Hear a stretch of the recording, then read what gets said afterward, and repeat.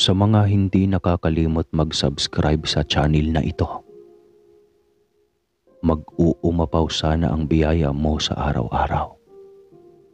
Maraming salamat po at mag-umpisa na tayo.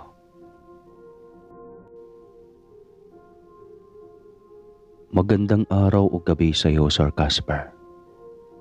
Ang kwentong ito ay hindi ko karanasan. Istorya ito ng aking tatay na itago na lang natin sa pangalang Norbert. Ito ay nangyari sa liblib na lugar sa probinsya ng Iloilo. Ako po si Romeo at ito ang kanyang kwento. Nang mga panahong ito ay binata pa lang si Tatay Norbert. 26 na siya noon. At siya ay construction worker nito. Sinusuportahan pa kasi niya ang mga nakababatang kapatid sa pag-aaral. Kaya kahit gustuhin niyang mag-asawa ay hindi niya magawa-gawa. Pero napagtanto niya na ayos naman kung hindi pa dumarating ang para sa kanya. Handa pa rin siyang maghintay. Ngunit nagbago ang lahat sa kanyang buhay nang may lumipat na bagong salta sa kanilang lugar. Noon pa niya siyempre alam na may lilipat doon. Dahil may ginagawang tahanan sa loob ng ilang buwan. At ngayong natapos na ay tinirahan na ng isang pamilya. Tila napako sa kinatatayuan si tatay nang minsan siyang mapadaan sa bahay na iyon. May nasilayan kasi siya sa loob ng balkonahe na isang magandang dalaga. Natatanaw niya sa gate ito. Sa hindi malamang dahilan ay parang tumigil ang kanyang mundo. Nabighani siya sa babae at parang gusto niyang malaman kung ano ang pangalan nito. Hanggang sa nakausap niya ang kanyang tatay na si Lolo Toto. Tay, sino-sino ba ang nakatira sa bagong bahay na iyon? Napatitig naman ng seryoso ang ama bago nagsalita. Sa totoo lang, hindi ko pa sila kilala. Pero may nagiging chismis na hindi raw sila ordinaryo na gaya natin. Napakunot noo naman si tatay. Ano hong ibig ninyong sabihin na hindi ordinaryo, tay? Napabuntong hininga naman si Lolo at pagko ay nagsabing, Ay, hindi mo pa rin ba nakukuha yung pinupunto ko, anak? Mga aswang sila. Saglit siyang natigilan. Sino naman ang nakatuklas na aswang sila, tay? Totoo po ba yon? Tanong niya rito. May nakakita kasi na isa sa mga miyembro ng kanilang pamilya ay naging isang baboy na nakakatakot ang itsura. Tugo ni Lolo. Ganun po ba, tay? Ang tanging nasambit na lamang ng tatay na mga oras na yon. Subalit sa loob-loob niya, baka chismis lamang ang nasagap ng ama. Lalo na't malayong maging aswang yung magandang babae na nakita niya. Sa sobrang amo ba naman ang mukha nito, ay mapagkamalan itong anghel sa halip na halimaw. Sa madaling salita ay hindi siya naniniwala sa mga narinig. Gusto niya talagang makilala ang dalaga, kaya naisipan niya na sa susunod na araw ay gagawa na siya ng hakbang. Magpapakilala siya rito at kakausapin niya ito. Para po sa kaalaman ng lahat, ang itsura po ng tatay noong kabinataan niya ay talagang makalaglag bante. Kahit noong mga panahong iyon ay hindi pa gaanong uso ang pante, di joke lang po. Kung ayaw niyong maniwala, kamukha ko po si tatay. I-search niyo na lang sa FB ko, Romeo Aumentado. Nasa simbahan kami nun. Yun lang po at balik tayo sa kwento. Kinabukasan, nang bumili siya sa palengke ay hindi niya inasahang makakasalubong ang dalaga. Nakita niya na marami ang pinamili nito at mukhang nahihirapan pa nga. Kaya nagboluntaryo siya dito. Miss, gusto mo bang ako na ang magbitbit ng isang sumbot? Ang bigat niyan eh. Sambit niya rito. Napatitig sa kanya ang dalaga at matipid itong napangiti. Oo. Medyo nahihirapan na nga ako. Sige, maraming salamat. Ikaw na lang ang magbuhat ng isa. Ihatid mo lang iyan sa terminal ng tricycle ha.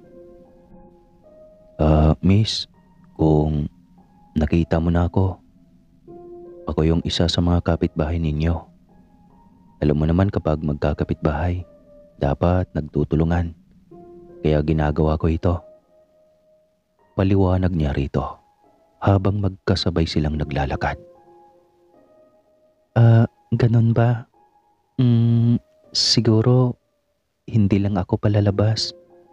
Kaya hindi kita nakikita sa labasan. Unang beses pa nga lang akong nakapamalengke dito eh. Lagi lang kasi akong nasa loob ng bahay. Siya nga pala, anong pangalan mo? Norbert ang pangalan ko. Ikaw? Pwede bang malaman? Ang pangalan ko ay Lorena. Nice to meet you. Nang makarating na sila sa terminal ng jeep, wala nang naging bukang bibig si tatay. Nahihiya rin kasi siya na magtanong ng magtanong, lalo pa't hindi pa sila close nito. Hanggang sa nagpaalam na nga sila sa isa't isa. Nung may dumating na tricycle doon sa paradahan ng jeep, sumakay na ito. Hindi na sumabay si tatay noong umarangkada ang tricycle. May bibilhin pa kasi siya sa merkado, kaya kinakailangan niyang magbalik roon. Para sa kanya, sapat nang malaman ang pangalan nito. Napangiti pa siya dahil bagay na bagay ang pangalan nito sa magandang mukha ni Lorena. Pagkatapos siyang makabili, siyempre umuwi na siya. May pasok pa kasi siya mamaya sa construction site.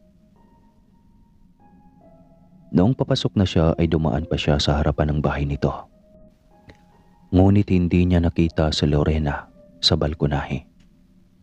May nagbukas ng bintana pero hindi iyon si Lorena, kundi ang nanay nito. Hindi nga niya alam, Sir Casper, kung bakit parang matatalim ang mga mata nito.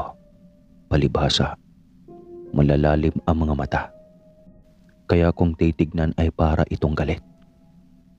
Nang mapansin siguro ng ginang ang pagtingin niya roon, tinitigan siya nito. Sir Casper, nang mangyari iyon ay hindi niya maintindihan kung bakit siya kinikilabutan. Dahil dito ay inalis na niya ang pagkakatingin sa tahanan na iyon. Noong makauwi na siya sa trabaho at nang pagsapit ng gabi, hindi siya makatulog. Kaya naman, naisipan niya na munang magkape at tumambay sa labasan. Abot tanaw niya lang ang tahanan nila Lorena nang nasa labasan na siya upang magpahangin. At siyempre para na rin pagmasdan ang mga bituin sa alapaap at pati na rin ang maliwanag na buwan. Pero napukaw ang atensyon niya sa bahay nila Lorena. Pero muling napukaw ang atensyon ni tatay sa bahay ng dalaga. Paano ba naman kasi? Sa pader na bakod nito ay parang merong bumababa. Nang tignan niyang maigi, nanlaki ang mga mata ng masilayan na isa pala itong baboy na kulay itim at nagliliwanag ang mga mata. Kahit na malayo ang kinaroroonan ni tatay, batid niyang mas malaki sa ordinaryo ang hayop na iyon. Lalo pa siyang nabigla nang mula sa lupa ay lumundag ito sa isang sanga hanggang sa lumipat sa kabila. Dito napagtanto ni tatay na maaaring ang may katotohanan ang kwento ng ama. Kaya niya naisipan iyon dahil nanggagaling ito sa loob ng bahay nila Lorena at lumabas lamang sa bakuran. Dito niya naisip na baka maghahanap ito ng biktima. Sa takot na rin niya ay napilitan siyang pumasok kahit na gusto pa niyang magpahangin. Pero sa kabila ng mga nasaksihan ni tatay, ikinintal niya sa isip na baka aswang lamang ito na gustong magtangkang pasukin ang bahay. At hindi yung isa sa mga miyembro ng pamilya ni Lorena. Lumipas ang 2 araw. Dahil hindi na nakikita ni tatay na lumalabas ng tahanan ang dalaga, naisipan niyang sadyain na ang tahanan nito. Pero bago iyan, pumitas muna siya ng ilang mga bulaklak. Nang makakuha na nga siya, yun nga, nagpunta na siya sa tahanan nito. Ramdam pa nga niya ang kabang bumabalot sa kanyang dibdib hanggang sa tinawag na nga niya si Lorena. Sa kabutihang palad naman ay ang dalaga ang humarap sa kanya. Pero nag-iba ang timpla ng mukha nito nang masilaya na siya at may dala-dala siyang bulaklak. "Anong kailangan mo, Norbert?" tanong nito at tila malamig ang pakikitungo sa kanya. Medyo nahihiya si tatay, ngunit pinilit niyang sumagot. Ibibigay ko lang kasi yung bulaklak na ito, Lorena. Pwede bang manligaw? Tarantang wika ni tatay na pautal-utal na. Agad namang umiling ang dalaga. Hindi ako tumatanggap ng manliligaw. Kaya kung may nararamdaman ka man sa akin ay ibaling mo na lang sa iba. Wika nito at tinalikuran na siya ng babae. Umuwing lulugo-lugo si tatay at ibinigay na lamang sa ina ang bulaklak. "May nililigawan ka, anak, ano? Pero hindi niya tinanggap ang bulaklak, kaya sa akin mo binibigay?" Tanong ni Lola Lora. Napatango siya habang nagsasabing, Ganoon na nga, Nay. Nabasted po ako. Unang beses pa lang akong nanliligaw. Ganito agad ang bumungad sa akin. Abay, sino naman kasi ang nililigawan mo? Saglit na natahimik si tatay. Iniisip niya kung babanggitin ba niya si Lorena. Sa bandang huli ay nag-imbento na lamang siya ng ibang pangalan. Ayaw niya kasing ipabatid pa iyon, lalo't naniniwala rin ito na gaya ng kanyang ama, na aswang nga ang pamilya ng dalaga. Kahit na nabasted na siya ay hindi pa rin siya naniniwala sa usap-usapan.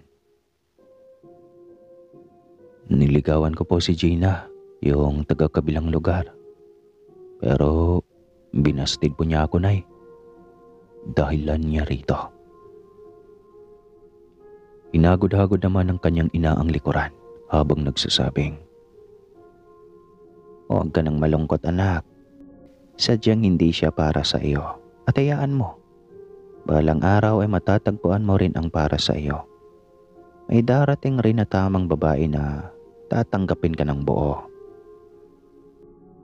Dahil sa inahayag ni Lola, ay napayakap na lamang siya rito. Gumaan kasi kahit papano ang kanyang pakiramdam. Kinagabihan, hindi na naman makatulog si tatay. Kaya ang ginawa niya ay lumabas siya ng bahay upang magpahangin muli. Natatandaan pa rin niya kasi ang masasakit na sinabi ni Lorena. Muli siyang napasulyap sa bahay nito at aking gulat niya sa kanyang nasilayan. May bumaba na naman kasing isang baboy mula sa bakod. At sa pagtapak nito sa lupa, maniwala man kayo o sa hindi, unti-unting naging tao ang figura nito hanggang sa nakilala niya ang taong iyon. Dahil ito yung tatay ni Lorena. Hindi niya lubos akalain na talagang aswang pala ito. Nakita siya nito. Kaya naman napagpasyahan niya na pumasok na agad sa bahay. Dahil dito ay nangangamba siya na baka siya na ang susunod na biktima. Dahil sa alam na niya ang sekreto ng mga ito. Subalit sa kabila ng kanyang natutuklasan, hindi pa rin nagbabago ang pagtingin niya para kay Lorena.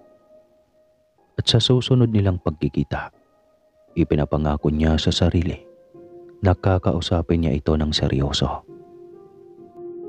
Riktahan niyang itatanong kung may pag-asa ba siya sa puso ng dalaga.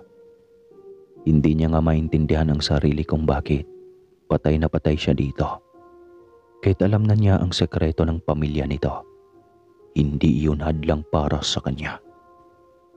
Umaasa siya na mabait naman ito. Samantala, habang siya nagtatrabaho sa site, nakita niya na nagtungo sa isang tindahan, si Lorena. Parang may tinatanong ito sa tendera. Kinutuba naman si tatay na baka kailangan nito ng tulong niya. Mabuti na lamang ay wala ang forma nila sapagkat may pinuntahan ito saglit. Kaya ang ginawa ni tatay Sir Casper, nilapitan niya si Lorena. Kitang-kita niya na medyo naaasiwa sa kanya ang babae. Pero hindi ito naging hadlang upang mawalan siya ng pag-asa. Lorena, anong kailangan mo? May maitutulong ba ako? Ang tanong ni tatay. Wala, umalis ka na.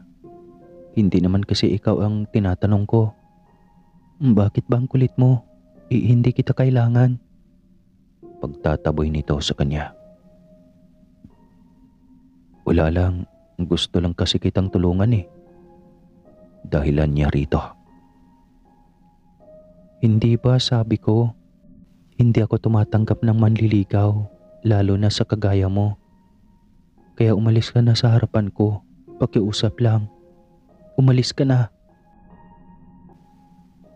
Dahil sa sinisigawan na siya ng babae, wala na siyang nagawa kundi sundin ang gusto nito. Kaya naman napahiya siyang bumalik sa trabaho. At samantalang ang kanyang mga katrabaho ay pinagtatawanan siya. Ang sabi ng mga ito ay busted raw siya sa napakagandang babae. Mabuti na lamang yung isang kaibigan niyang si Nelson ay hindi siya pinagtawanan. At noong matapos ang kanilang trabaho, ay kinausap siya nito. Naliligawan mo si Lorena, tol? Yung anak ng aswang? Tanong ni Nelson. Kilala mo pala siya. Ganun na pala sobrang kakalat ang chismis tungkol sa kanila. Oo, tol. Nililigawan ko nga siya. Napakamot ulo naman si Nelson nang marinig iyon. Nako, tol. Ako na ang nagsasabi na aswang ang pamilya nun. Alam mo ba, nung bumili ako ng alak sa tindahan nun, nang madaanan ko yung kakahuyan, nakita ko na pumasok ang tatay niya roon. Naririnig ko na rin ang usap-usapan tungkol sa kanila. Simula nang tumira sila rito. At para mapatunayan ko nga ang mga haka-haka, sinundan ko ang lalaking iyon. Alam mo ba kung ano ang nakita ko? Ano yung nakita mo, tol? Tanong ni tatay na atat malaman ang nasilayan ng kaibigan. Nagpahid siya ng langis sa buo niyang katawan. Hanggang sa naging isa siyang dambuhalang baboy na kulay itim. Namumula ang mga mata at tad-tad ng pangilang bibig. Sa totoo lang, tol, alam ko na rin iyan. Nakita ko ang tatay niya na nagbagong anyo rin. Pero dahil sa patay na patay ako sa anak niya, baliwala lang sa akin iyon. Naniniwala kasi ako na naiiba siya sa ganawang mga uri. Tugon ni tatay. Napakamot ulo si Nelson. Ay, abay, ewan ko ba sa'yo? Baka gawin ka pa nilang hapunan eh. Iba talaga yung nagagawa ng pag-ibig sa isang tao. Nababaliw na. Natawa na lamang si tatay at tinapik-tapik ang balikat ng kaibigan. Siya nga pala, mag-inuman tayo tol. Pag-aaya ni tatay kay Nelson. Saan naman at bakit? Ano bang okasyon? Birthday mo ba? Siyempre, binestid ako ni Lorena. Kaya mag-iinom tayo para makalimutan ko ang sakit. Pero hindi ibig sabihin ito na susukuan ko na siya. Siyempre, lalaban pa rin ako. Ipaglalaban ko siya. Sa bahay na namin tayo mag-inuman. Hindi naman magagalit ang mga magulang ko at mga kapatid ko eh. Tayo lang namang dalawa. Napailing na lamang si Nelson habang nagsasabing, "Ay, ibang klase ka talaga. Sa lahat ng nabasted, ikaw lang siguro ang nakangiti pa." Natawa na lamang si tatay. Kinagabihan nga ay natuloy ang kanilang inuman. Gabing-gabi na sila natapos, Sir Casper. Lasing na nga sila, kaya hindi na muna pinauwi ni tatay ang kaibigan. Pinatulog niya na lamang ito sa kanila dahil lubhang delikado kung uuwi pa ito sa 10 oras ng gabi. Kinabukasan, hindi na siya nakapasok ng dahil sa hangover. Nagising na nga lamang siya na wala na si Nelson. At ang sabi ng kanyang ina, umuwi na at hindi na nakapagpaalam sa kanya dahil himbing na himbing pa rin siya sa pagkakatulog. Mga 10:00 ng umaga, nawala ang hangover niya. Hindi naman nakakapaso ang sikat ng araw, kaya naman napagpasya niya na mag-jogging upang mapagbag ang kanyang katawan. Naisipan niyang dumaan kila Lorena at nakita niyang walang tao sa balkonahe, kaya naisip niya na baka nasa loob ito. Ngunit mali ang kanyang naging akala, Sir Casper. Dahil pagdaan niya sa palengke, nakita niya roon si Lorena. Ngunit hindi ito bumibili, sapagkat nasilayan niya na pinagtutulungan ito ng 2 matabang ali. Nariyang pinagsasabunatan ito at pinagtatadyakan. Agad namang rumisponde si tatay at agad na inawat ang dalawa. "Ano ang problema? Bakit ho ninyo sinasaktan ng babaeng yan?" Tanong niya sa mga ito. "Simula kasi nang tumira sila dito. Alam mo ba, boy, na nagkakawalaan na ang mga alagang hayop namin? Paano ba naman hindi mawawala?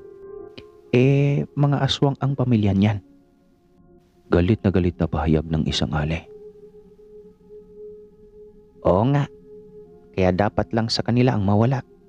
Gusto na naming patayin yung babae na yan." Dagdag pa ng isa. "Tama na ho, hindi totoo yan. Halika na, Lorena. Ihahatid na kita sa inyo." Wika ni tatay sabay abot sa kamay ng dalaga. Sa kabutihang palad naman ay inabot ito ni Lorena. Naglakad na nga sila palayo roon. Ngunit mayroong naging pagbabanta ang 2 ali. Mamayang gabi raw ay susunugin nila ang tahanan ni Lorena para wala nang maghahasik pa ng lagim. Pero sinabi ni tatay kay Lorena na baka hanggang salita lamang iyon. Labi siyang naawa sa dalaga sapagkat nang dahil sa pangbubugbog ng mga ito ay nagtamo ito ng pasa sa binti at braso. Nang maihatid na nga niya ito sa kanila, pinaalala niya na gamutin ang mga pasa. Nagpasalamat ito sa kanya hanggang sa meron itong itinanong sa kanya. "Bakit mo ako tinulungan?" "Dahil gusto ko lang. Gusto kong makitang lagi kang ligtas. At sa ganong paraan ay masaya na ako. Pero Totoo ba, Lorena? Yung mga sinasabi nila laban sa iyong pamilya. Totoo, Norbert. Aswang nga ang mga magulang ko. Ako lang ang hindi. Dahil sila na lang ang huling lahi sa kanilang pamilya. Pero kahit na gano'n ang mga magulang ko, hindi sila dumadali ng tao. Sa halip ay pinoprotektahan lang nila ako na hindi makuha ng kalaban nila na aswang. Kaya sila nagbabagong anyo. Noon pa raw kasi ay may pagbabanta ito na dudukutin raw ako para gawing kaawari nila. Paliwanag ng dalaga. Naniniwala ako sa iyo, Lorena. Lagi ka na lang mag-iingat at kapag may masamang mangyari, tawagin mo lang ako.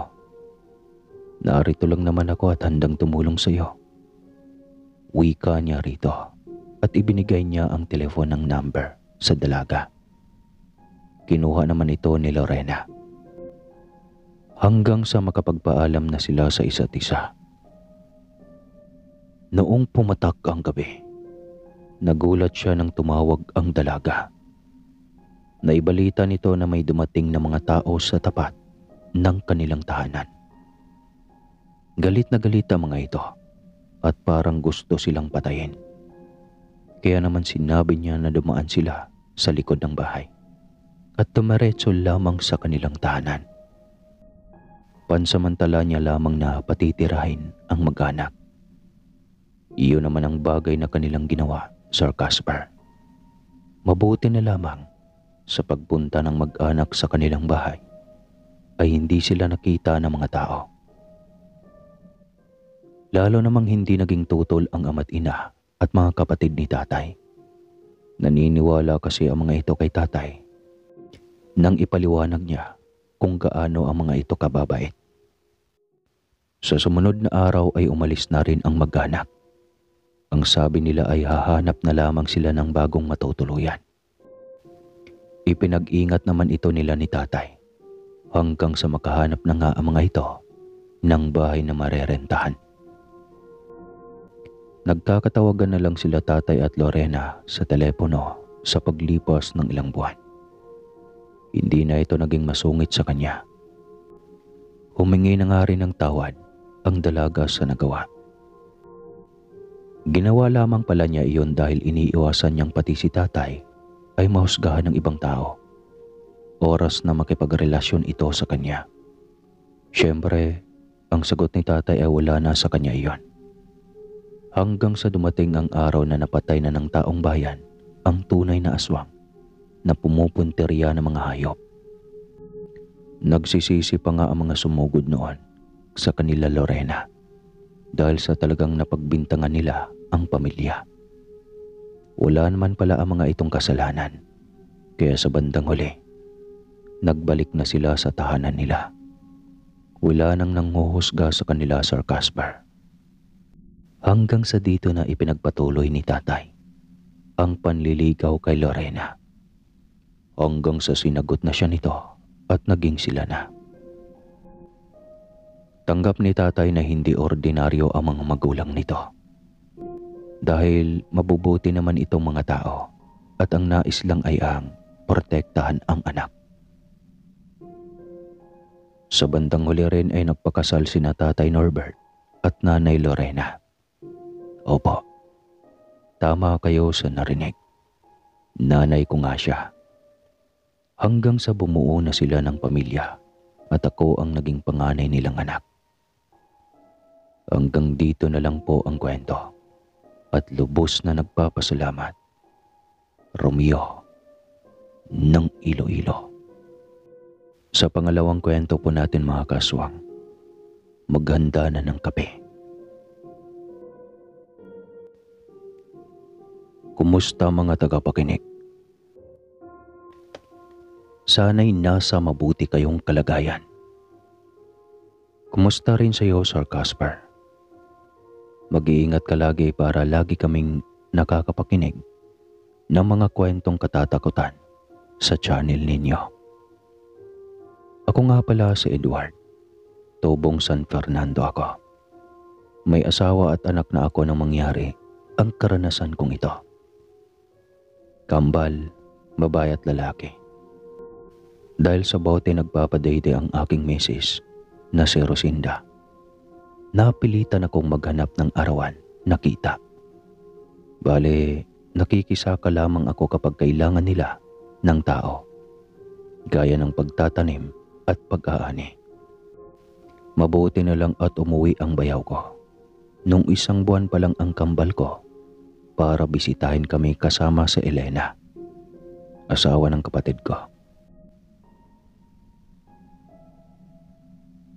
Nagtatrabaho siya bilang construction worker sa isang bayan sa Baler.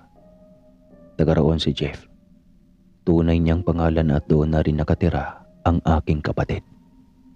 Nagpaalam ako sa aking asawa at biyanan.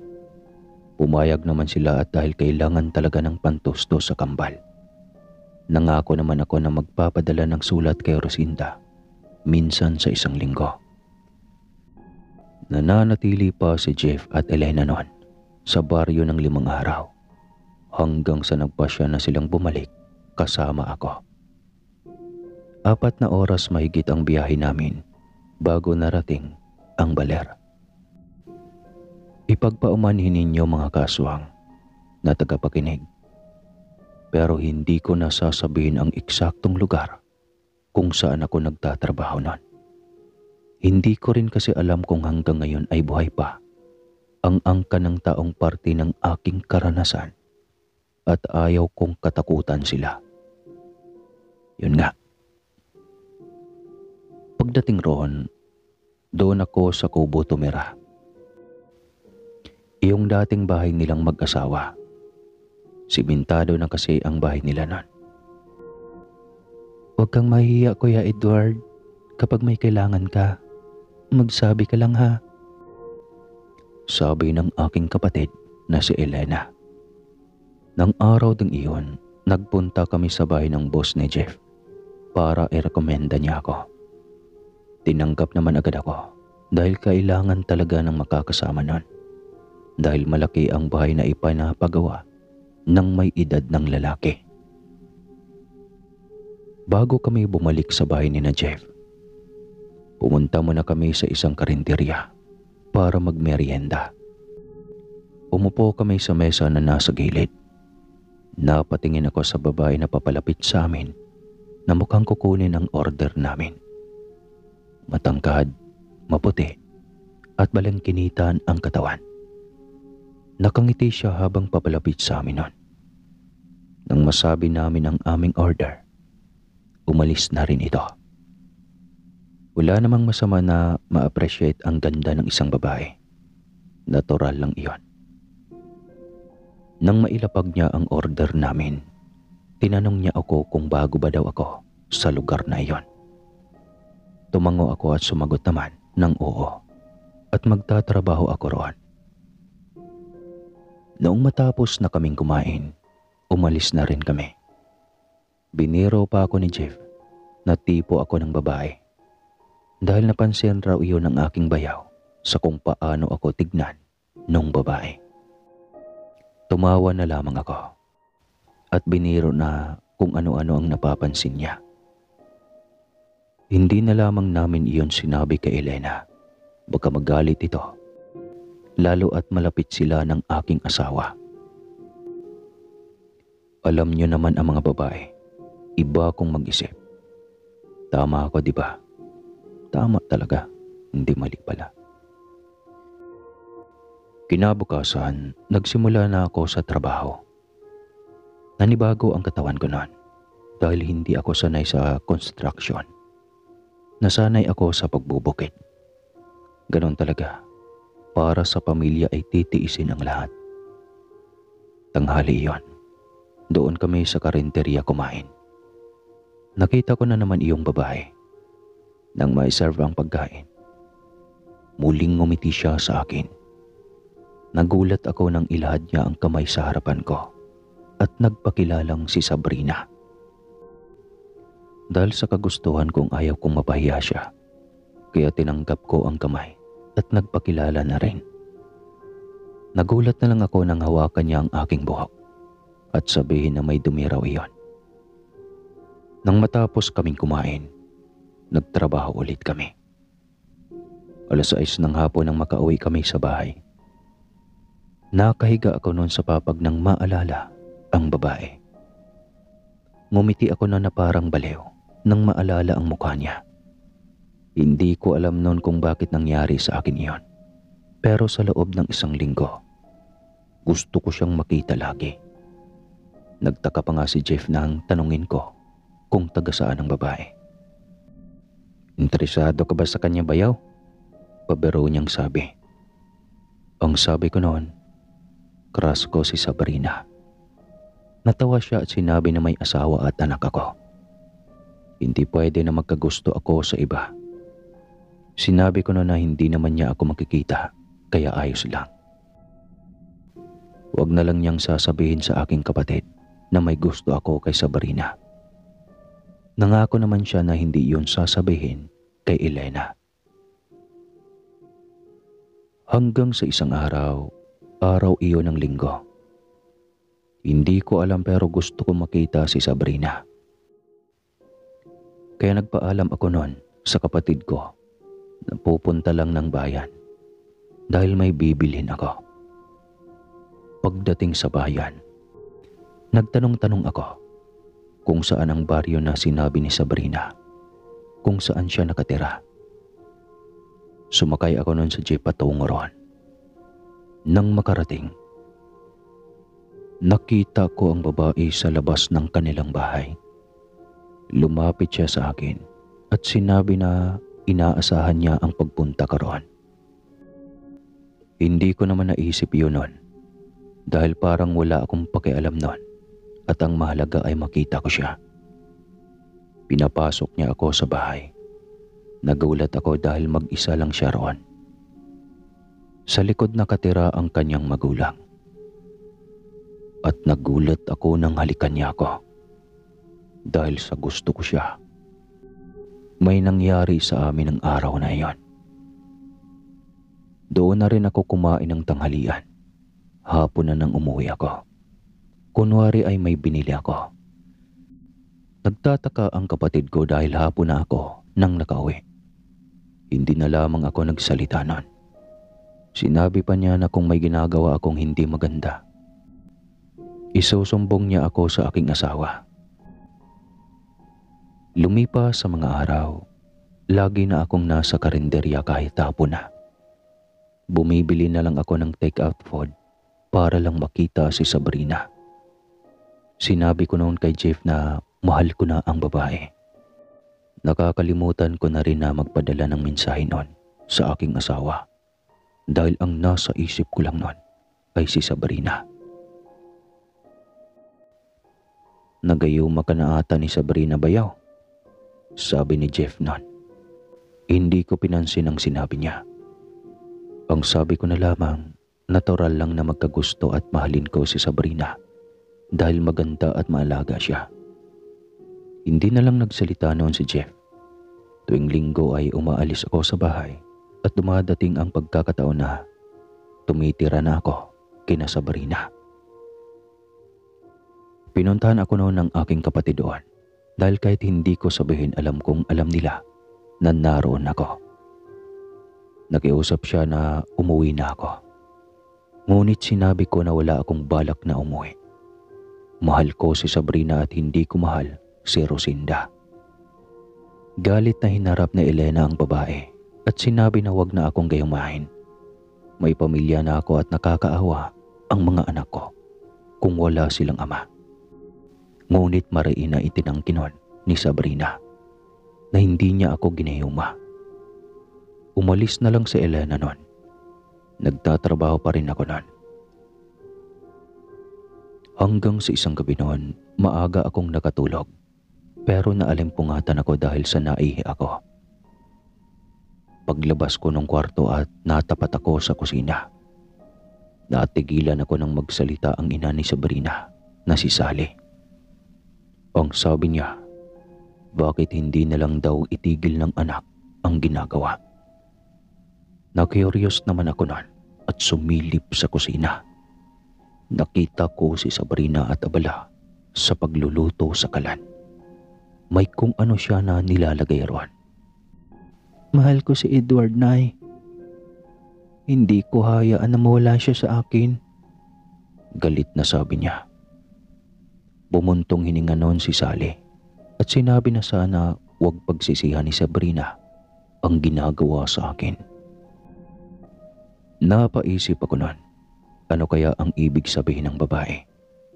Oo, nagayuma ako pero may isip pa rin naman ako noon. Kinabukasan noon, nagpaalam na ako na uuwi na sa bahay ng aking kapatid. Ngunit bago iyon ay may ibinigay siya sa akin na bote. Inumin ko raw iyon bago ako matulog. Kinuha ko pa rin iyon at bumalik sa bahay ng aking kapatid. Umiiyak noon si Elena dahil sa wakas ay umuwi na ako. Darating daw mamaya si Rosinda kasama ang aking biyanan na lalaki. Sinabi na raw nila ang nangyari sa akin. Nagayuma daw ako. Kahit nalaman ko na nagayuma ako, mas nanaig pa rin ang nararamdaman ko kay Sabrina. Parang gusto kong bumalik sa kanya, ngunit nakiusap ang mag-asawa na hintayin si Rosinda. Rosinda? Sino yon? Tanong ko noon. Oo, para akong nagkaroon ng amnesia noon. Wala akong maalala na may asawa at anak ako. Ganoon pa man, hinintay ko pa rin sila. Baka sakaling maalala ko kapag nakita ko sila. Nung hapong iyon, nakaupo ako sa upuan na nasa kubo. Nang may marinig akong tinig ng aking isipan na nagsasabing puntahan ko si Sabrina. Parang may sariling isip ang aking mga paa na naglakad patungo sa daan. Ngunit bago pa man ako makalabas, may huminto ng tricycle sa labas. Bumaba roon ang isang babae na parang pamilyar sa akin. May tinig na naman na nasa aking isipan na nagsasabing, "Akin ka lang, Edward. Akin ka lang." Sigaw ng isang babae. Nasapo ko ang aking ulo nun dahil bigla iyong sumakit. Nilapitan ako noon ni Elena at iginiya patungo sa bahay nila. Sumunod naman sila Rosinda. May iniabot sa akin ang aking biyanan at ipinainom sa akin iyon. Hindi ko pa sila nakilala noon. Pagkatapos kong mainom, gumaan ang aking pakaramdam ng mainom iyon. Tinignan ko si Rosinda noon at tinanong kung sino siya. Naiyak siya. At ang sabi ng aking biyanan, gagamutin niya ako dahil nagayuma ako. Pumayag ako noon dahil hindi ko na rin alam ang nangyayari sa akin noon. May kung anong orasyon siyang ginawa at hindi ko maintindihan ang sinasabi. Hindi ko na matatandaan ang ginawa ni tatay. Sobrang sakit ng ulo ko noon na parang mabibiyak. Kaya pinayuhan ako nito na matulog na, habang may kung anong ibinubulong si tatay sa hangin. Nagising na lamang ako na katabi ko na si Rosinda. Naalala ko na siya noon, na siya pala ang aking asawa. Hinaplos ko ang kanyang pisngi na naging dahilan para magising siya. Ngumiti siya at tinanong kung ayos na ba ako. Tumango naman ako noon. Humingi ako ng tawad sa kanya dahil sa nangyari. Naging pabaya ako. Sinabi ng aking asawa na wala akong kasalanan sa nangyari. Biktima lamang ako ng itim na mahika. Tinanong ko kung kumusta ang mga anak namin. Ayos naman daw at si nanay ang pansamantalang nag-aalaga. Napag-usapan namin na uuwi na ako at hindi na magtatrabaho roon. Ngunit sinabi sa akin ni Rosinda na tiyak na napuruhan si Sabrina dahil sa ginagawang panggamot sa akin ni tatay. Kaya naman napagdesisyon na namin na puntahan ang babae at tignan kung ano ang nangyari. Mabait ang aking asawa.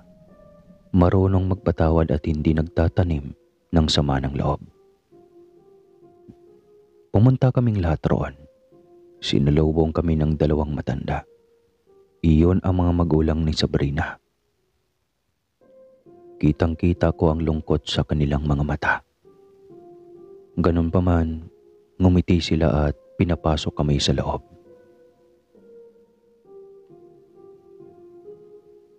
Nasaan po si Sabrina? Tanong ko. Bumuntong hininga ang babae at itinuro ang isa pang pinturon. Naroon daw si Sabrina at nagpapahinga. Umiyak ang matandang babae. Umalis siya sa kinaupuan at lumuhod sa harapan ko noon. Humingi siya ng tawad sa akin sa ginawa ng kanilang anak. Iyon ang unang pagkakataon na nagmahal siya at nanggayuma. Hindi naman sa nagmamayabang pero magandang lalaki ako noong kapanahunan ko. Ngunit kung ikukumpara naman sa ganda, mas maganda ang misis ko kaysa kay Sabrina. Tinanong ko kung pwede siyang tignan. Tumango naman ang matandang babae at nauna nang naglakad patungo sa silid. Sumunod naman kami.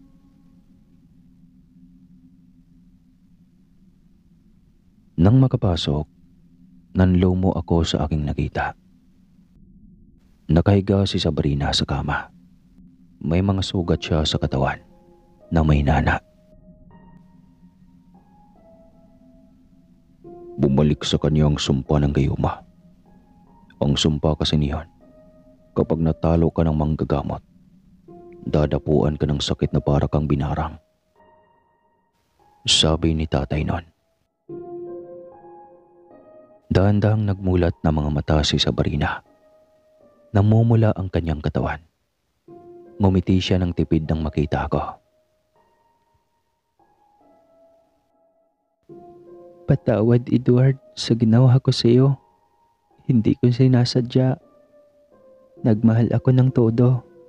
Hindi ko iniisip ang kahinatnan sa nangyari. Nararapat lang na mangyari ito sa akin. Karma ko na to. Puno ng pagsisisi niyang sabi. Halos hindi siya makapagsalita dahil maging ang bibig niya ay nagsusugat na rin. Tinanong ko si tatay noon kung may magagawa pa ba siya para mawala kahit papano ang nararamdaman ni Sabrina. May kinuha si tatay sa bag na isang botelya. Ibinigay iyon sa mag-asawa. Ipatak daw iyon sa kakainin ng babae. Ngunit hanggang doon lang ang maitutulong niya. Tapos na ang panggagamot. Iyon ang kaakibat ng ginawa niyang panggayuma. Lalo at hindi siya gaanong kabihasa sa itim na mahika. Nagpaturo lamang si Sabrina sa isang matanda. Iyon yung panahon nun na gusto niya ako. Kaya gumawa siya ng paraan para mapaibig niya ako. Inanap daw ang matanda ng mga magulang ni Sabrina para humingi ng tulong. Dahil baka sakali na may alam itong paraan para gumaling si Sabrina. Ngunit hindi nila matagpuan ang bahay ng matanda. Bumalik kami noon sa La Union. Nabalitaan na lang namin kay Elena na makalipas ang isang linggo, namatay si Sabrina. Sana may natutunan kayo sa aking karanasan. Lahat ng ginagawa nating masama sa ating kapwa, may kaakibat iyon o may balik na karma. Kaya lagi tayong mabuti sa ating kapwa. Muli po, ako po si Edward ng San Fernando, La Union.